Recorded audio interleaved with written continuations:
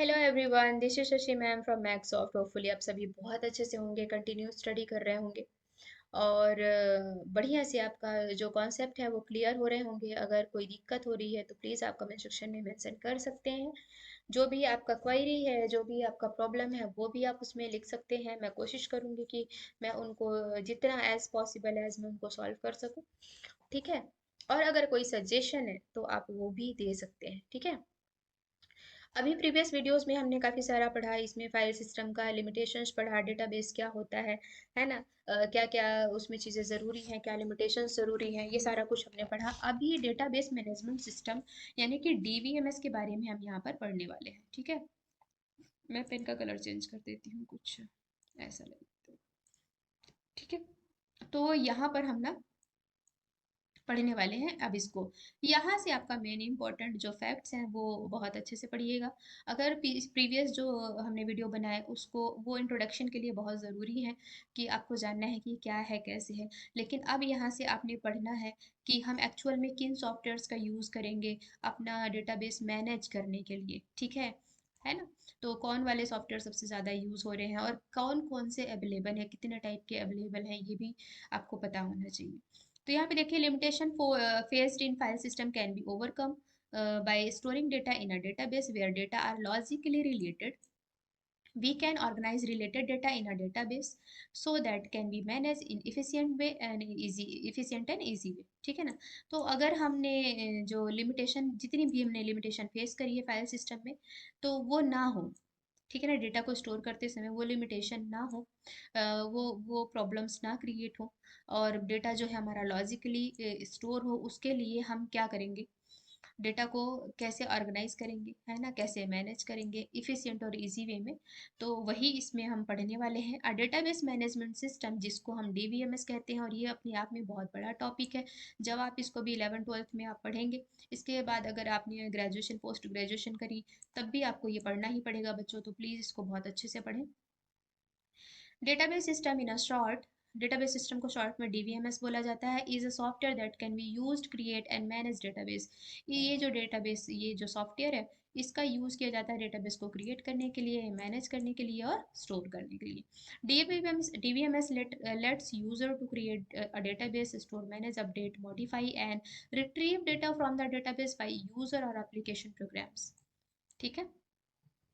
तो ये जो डीवीएमएस है, इसका अभी भी हम यूज़ करके अभी हम करेंगे ही आगे। लेकिन ये सबसे ज़्यादा बहुत अगर यूज़ किया जाता है डेटाबेस को मैनेज करने के लिए, तो कुछ एग्जांपल हैं सॉफ्टवेयर के। जैसे ये तो डेटाबेस हमने बनाया, डेटाबेस जो डीवीएमएस है उसको मैनेज करने के लिए बहुत सारे सॉफ्टवेयर्स मार्केट में अवेलेबल हैं। और ये ओपन सोर्स है। ओपन सोर्स का मतलब क्या होता है, ये फ्री ऑफ कॉस्ट है। इनको आपको डाउनलोड करने के लिए या एक्सेस करने के लिए कोई पैसा या पेमेंट करने की ज़रूरत नहीं है। एंड कमर्शियल डीबीएमएस इंक्लूड, यहाँ पे माई एसक्यूएल सबसे ज़्यादा यूज़ हो रहा है, ओरेकल हो गया, पोस्टग्रेस एसक्यूएल हो गया, SQL Server, Microsoft Access and MongoDB.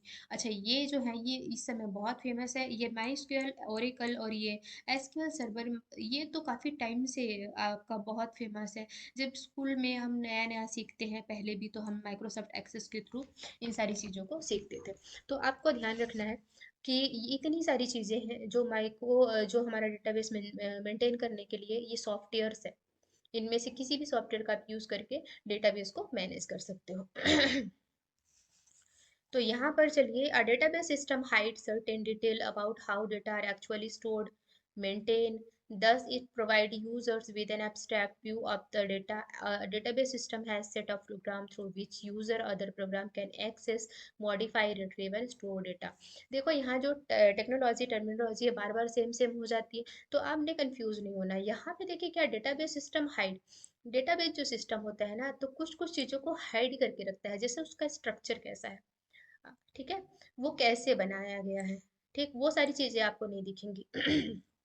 About how are actually data store और मेंटेन, कैसे एक्चुअल में डेटा स्टोर और मेंटेन होता है, वो यूजर को नहीं पता होता है। जैसे जैसे मैं आपको बताऊं, आप सिंपली आपने पेंट ब्रश में काम किया होगा, MS पेंट में काम किया होगा।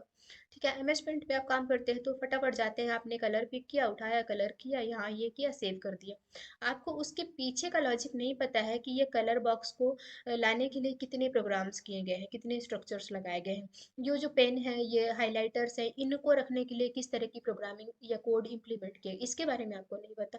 ये तो एक्चुअल प्रोग्रामर को पता होगा, जिन्होंने उसको प्रोग्राम किया है, जिन्होंने उसको बनाया है, बिल्ड किया है। ठीक है बच्चों, थोड़ा गले में प्रॉब्लम है, तो थोड़ा इसको माइंड नहीं करिएगा। तो इसको क्या है, डेटाबेस को स्टोर करने के लिए, एब्स्ट्रैक्ट करने के लिए यही बताया गया है कि आपको वो सारी चीज़ें नहीं बताई जाती हैं आपको कि एक्चुअल में पीछे बैक एंड में क्या काम चल रहा है। आपको सिर्फ ये है कि आपने आपको डेटा वहाँ पे डालना है और आपका डेटा एक्सेस हो जाए एज पॉसिबल, जितना इजी वे में हो सके। ठीक है, आप इजीली डेटा को मॉडिफाई कर सकें, रिट्रीव कर सकें, एक्सेस कर सकें और स्टोर कर सकें, लेकिन पीछे का स्ट्रक्चर क्या है वो आपको नहीं पता होता है। The DB must serve as an interface between the database and user. एक ऐसा इंटरफेस प्रोवाइड करता है डीबीएमएस यूजर और डेटाबेस के बीच में, कि वो डेटा को रिट्रीव कर सके डेटाबेस से, और through special type of commands का यूज करके, ठीक है, क्वेरीज का यूज करके। In addition, user can modify structure of the database itself through a DBMS.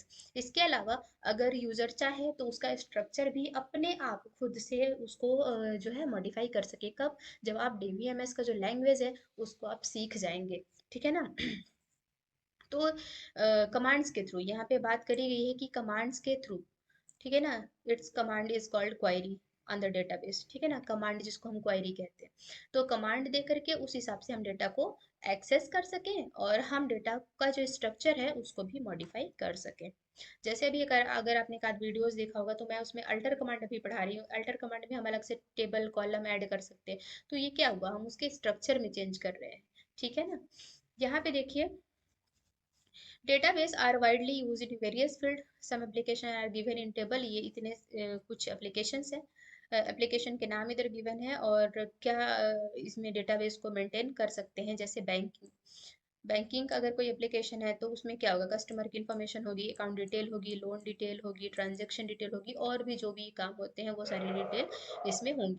अगर क्रॉप लोन ले रहे हैं, फसल के लिए अगर लोन ले रहे हैं, तो इसमें किसान का जो क्रेडिट कार्ड होगा, फार्मर का जो पर्सनल डेटा होगा, उसके पास कितना जमीन है, कितना एरिया है, कल्टीवेशन का डेटा कितना है, कितना कल्टीवेशन होता है, उन्होंने कहीं से लोन ले रखा है या रीपेमेंट कर दिया है या कुछ भी, तो ये हो गया। इन्वेंट्री मैनेजमेंट का है तो उसमें भी customer detail, order detail, delivery data और प्रोडक्ट डिटेल होना चाहिए। ठीक है, ऑर्गेनाइजेशन रिसोर्स मैनेजमेंट अगर है तो एम्प्लॉय का रिकॉर्ड होना चाहिए, उसकी सैलरी की डिटेल होनी चाहिए, और ब्रांच लोकेशन कहाँ, किस लोकेशन में उसकी ब्रांच है ये होना चाहिए। ऑनलाइन शॉपिंग का है तो आइटम डिस्क्रिप्शन होना चाहिए, यूज़र डिटेल होना चाहिए, यूज़र प्रेफरेंस डिटेल भी होना चाहिए। तो इस तरह से हम क्या कर सकते हैं, कोई भी डेटाबेस है एप्लीकेशन का यूज़ कर सकते हैं। अब बैंकिंग वाली एप्लीकेशन में हम ऑनलाइन शॉपिंग थोड़ी नहीं कर सकते हैं, क्योंकि दोनों के स्ट्रक्चर में बहुत सारा डिफरेंस होगा, आप देख पा रहे हैं। ठीक है, यहाँ पे जो ये वाला सेक्शन है इसको भी बहुत पढ़ लीजिए आप। Some database management system include geographical user sorry graphical user interface for user to create and manage database. Other database systems use a command line interface and require user to use programming command to create and manage database. ठीक है ना, कहने का मतलब है कि GUI अगर आपने सुना होगा, ग्राफिकल यूजर इंटरफेस, और तो ग्राफिकल यूजर इंटरफेस का मतलब ये होता है कि टेक्स्ट के थ्रू, अगर अगर मैं बात करूँ ऑपरेटिंग सिस्टम का, तो यहाँ पे अगर आपके पास माइक्रोसॉफ्ट है, ठीक है ना, माइक्रोसॉफ्ट है तो ये ग्राफिकल यूजर इंटरफेस प्रोवाइड कर रहा है। ठीक है, जबकि डॉस जो है, कमांड लाइन सीएमडी आपने पढ़ा होगा, ये कमांड बेस्ड पे है। इस पे आप ग्राफिक्स का यूज़ बहुत कम करते हैं, कमांड का यूज़ बहुत ज़्यादा करते हैं। ठीक है, तो यहाँ पे भी वही चीज़ें बोली जा रही हैं। और हम जो पढ़ने वाले हैं ना, माई एसक्यूएल, तो ये आपका कमांड बेस्ड है। ठीक है, ये आपका जीयूआई बेस्ड नहीं है, ग्राफिकल नहीं है, क्योंकि इसमें इमेजेस पिक्चर्स हम नहीं शो कर रहे हैं। इसमें हम कमांड के थ्रू काम कर रहे हैं, है ना, अपने डेटा को मैनेज कर रहे हैं। ठीक है, तो यहाँ पे ये हो गया आपका कौन सा वाला टॉपिक खत्म, ये आपका हो गया डेटाबेस मैनेजमेंट सिस्टम वाला टॉपिक यहाँ पे फिनिश। और नेक्स्ट वीडियो में हम पढ़ेंगे फाइल सिस्टम टू डीबीएमएस। ठीक है, तब तक के लिए बाय बाय, कीप लर्निंग।